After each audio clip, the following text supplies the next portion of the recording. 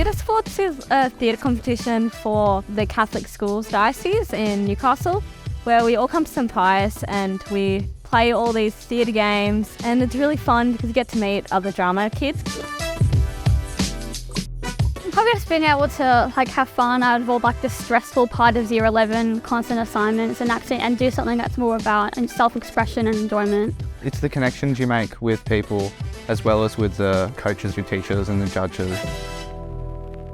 Performing is the best feeling in the world. You feel so confident while you're doing it, and the feeling after doing it is just incredible. You feel so proud of yourself. It just makes you really happy. I get to find out how I can improve and how I can work better with people I'm doing it with. It gives me kind of that freedom to be myself. Days like this where it is improvising, it really helps get better your improv skills because you got to think on the spot.